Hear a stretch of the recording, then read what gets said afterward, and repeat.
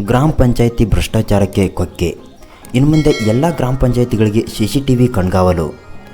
ಕಡ್ಡಾಯವಾಗಿ CCTV ಅಳವಡಿಕೆಯ ಬಗ್ಗೆ ಈ ವಿಡಿಯೋದಲ್ಲಿ ಇನ್ನಷ್ಟು ಕಂಪ್ಲೀಟ್ ಮಾಹಿತಿ ತಿಳಿಸಿಕೊಡುತ್ತೇವೆ. ನೀವು ಚಾನಲ್ಗೆ ಹೊಸಬರಾಗಿದ್ದರೆ ಸಬ್ಸ್ಕ್ರೈಬ್ ಆಗಿ ಮತ್ತು ಬೆಲ್ ಐಕಾನ್ ಆನ್ ಮಾಡಿಕೊಳ್ಳಿ. ಗ್ರಾಮ ಪಂಚಾಯಿತಿ ಬಗ್ಗೆ ತಿಳಿದುಕೊಳ್ಳುವ ವಿಷಯವೇನೆಂದರೆ, ಗ್ರಾಮ ಪಂಚಾಯಿತಿಗಳು ಸ್ಥಳೀಯ ಸ್ವಯಂ ಸರ್ಕಾರಗಳು. ಎರಡನೇದಾಗಿ ಭ್ರಷ್ಟಾಚಾರಕ್ಕೆ ಕಡಿವಾಣ. ಮೂರನೆಯದಾಗಿ ಎಲ್ಲೆಲ್ಲಿ CCTV ಕ್ಯಾಮ್ರಾ ಅಳವಡಿಸಬೇಕು. ಇನ್ನು ನಾಲ್ಕನೆಯದಾಗಿ CCTV ಗುಣಮಟ್ಟ ಹೀಗಿರಬೇಕು. ಈ ಎಲ್ಲ ಮಾಹಿತಿಯು ತಿಳಿದುಕೊಳ್ಳೋಣ ಬನ್ನಿ. ಮೊದಲನೆಯದಾಗಿ ನೋಡುವುದಾದರೆ ಗ್ರಾಮ ಪಂಚಾಯಿತಿ ಸ್ಥಳೀಯ ಸ್ವಯಂ ಸರ್ಕಾರಗಳು. ಇತ್ತೀಚೆಗಷ್ಟೇ ಗ್ರಾಮೀಣಾಭಿವೃದ್ಧಿ ಮತ್ತು ಪಂಚಾಯತ್ ರಾಜ್ ಇಲಾಖೆಯು ಗ್ರಾಮ ಪಂಚಾಯಿತಿಯಲ್ಲಿ ನಡೆಯುವ ಹಣಕಾಸು ಅವ್ಯವಹಾರಕ್ಕೆ ಕೇವಲ PDO ಕಾರ್ಯದರ್ಶಿಗಳು ಮಾತ್ರವಲ್ಲದೆ ಗ್ರಾಮ ಪಂಚಾಯತ್ ಅಧ್ಯಕ್ಷ ಸದಸ್ಯರು ಕೂಡ ಹೊಣೆಗಾರರು ಎಂಬ ನಿಯಮ ಜಾರಿಗೆ ಸಿದ್ಧತೆ ನಡೆಸಿದೆ. ಇದೀಗ ರಾಜ್ಯದ ಎಲ್ಲ ಗ್ರಾಮ ಪಂಚಾಯಿತಿಗಳಲ್ಲಿ ಯಾವುದೇ ಅವ್ಯವಹಾರ ನಡೆಯದಂತೆ ಕಡಿವಾಣ ಹಾಕಲು ಮತ್ತೊಂದು ನಿಯಮ ಜಾರಿಗೊಳಿಸಲು ಮುಂದಾಗಿದೆ.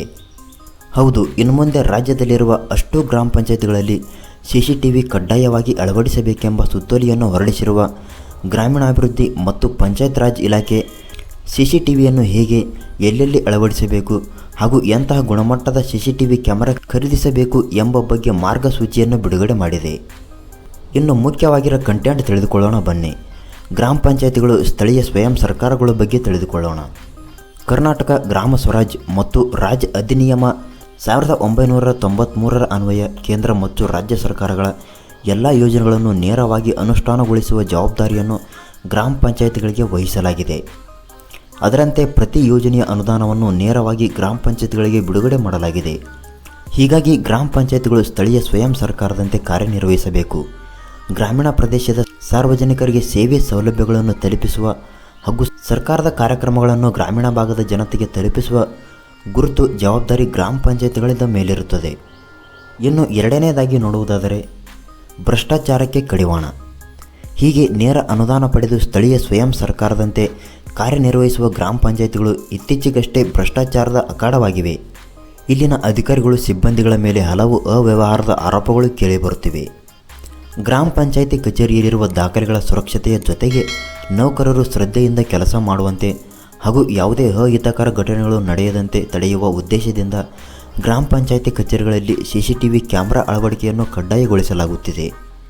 ಇನ್ನು ಕರ್ನಾಟಕ ಸಾರ್ವಜನಿಕ ಸಂಗ್ರಹಣೆಯಲ್ಲಿ ಪಾರದರ್ಶಕತೆ ಅಧಿನಿಯಮ 1993 ಮತ್ತು ಅಧಿನಿಯಮಗಳ 2000 ಅನ್ವಯ ಆಯಾ ಗ್ರಾಮ ಪಂಚಾಯಿತಿಗಳು ಸ್ವಂತ ನಿಧಿಯಿಂದ ವೆಚ್ಚ ಭರಿಸಿ CCTV ಖರೀದಿಸಿ ಕಚೇರಿಗಳಲ್ಲಿ ಅಳವಡಿಸುವಂತೆ ಎಲ್ಲ ಜಿಲ್ಲಾ ಪಂಚಾಯತ್ ಮುಖ್ಯ ಕಾರ್ಯನಿರ್ವಾಹಕ ಅಧಿಕಾರಿಗಳು, ತಾಲೂಕು ಪಂಚಾಯಿತಿ ಕಾರ್ಯನಿರ್ವಾಹಕ ಅಧಿಕಾರಿಗಳು ಹಾಗೂ ಎಲ್ಲ ಗ್ರಾಮ ಪಂಚಾಯಿತಿ PDOಗಳಿಗೆ ಸೂಚಿಸಲಾಗಿದೆ. ಇನ್ನು ಮೂರನೆಯದಾಗಿ ನೋಡುವುದಾದರೆ ಎಲ್ಲೆಲ್ಲಿ CCTV ಅಳವಡಿಸಬೇಕು.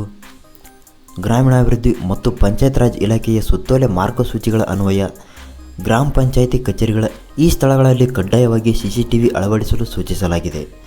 ಗ್ರಾಮ ಪಂಚಾಯಿತಿ ಕಚೇರಿ ಪ್ರವೇಶ ದ್ವಾರ ಮತ್ತು ನಿರ್ಗಮನ ದ್ವಾರ, ಗ್ರಾಮ ಪಂಚಾಯಿತಿ ಕಚೇರಿ ಪಡಸಾಲೆಗಳು, ದಾಸ್ತಾನು ಕೊಠಡಿ, ಸಾರ್ವಜನಿಕ ಸೇವೆ ಸೌಲಭ್ಯಗಳನ್ನು ನೀಡುವ ಸ್ಥಳ, ಸಾರ್ವಜನಿಕರೊಂದಿಗೆ ಹೆಚ್ಚಾಗಿ ಕಚೇರಿ ವ್ಯವಹಾರ ಮಾಡುವ ಸ್ಥಳ, ಗ್ರಾಮ ಪಂಚಾಯತ್ ಸಭಾಂಗಣ, ಗ್ರಾಮ ಪಂಚಾಯತ್ ಕಟ್ಟಡದಲ್ಲಿ ಕಂಡುಬರುವ ಮುಖ್ಯ ಕೊಠಡಿಗಳು. ಇನ್ನು CCTV ಗುಣಮಟ್ಟ ಹೇಗಿರಬೇಕೆಂದು ತಿಳಿದುಕೊಳ್ಳೋಣ.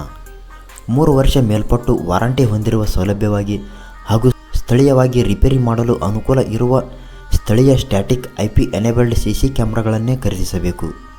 ಅಂತರ್ಜಾಲದ ಮುಖಾಂತರ ತಾಲೂಕು ಪಂಚಾಯಿತಿ ಹಾಗೂ ಜಿಲ್ಲಾ ಪಂಚಾಯಿತಿಗಳಿಂದ ವೀಕ್ಷಕರು ಅನುಕೂಲವಾಗುವ ಅತ್ಯಾಧುನಿಕ ಮಾದರಿಯ CC ಕ್ಯಾಮ್ರಾಗಳನ್ನು ಅಳವಡಿಸಿ ಮಳೆ ಹಾಗೂ ಗಾಳಿಗೆ ಹಾಳಾಗದಂತೆ ಸುರಕ್ಷತೆ ಕಲ್ಪಿಸಬೇಕು.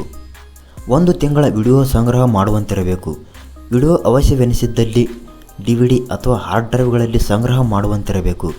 ಕರೆಂಟ್ ಇಲ್ಲದಿದ್ದರೂ ಕಾರ್ಯನಿರ್ವಹಿಸುವಂತೆ CCTV ಕ್ಯಾಮೆರಾಗಳಿಗೆ ವಿದ್ಯುತ್ ಬ್ಯಾಕಪ್ ಸೌಲಭ್ಯವನ್ನು ಕಲ್ಪಿಸಬೇಕು.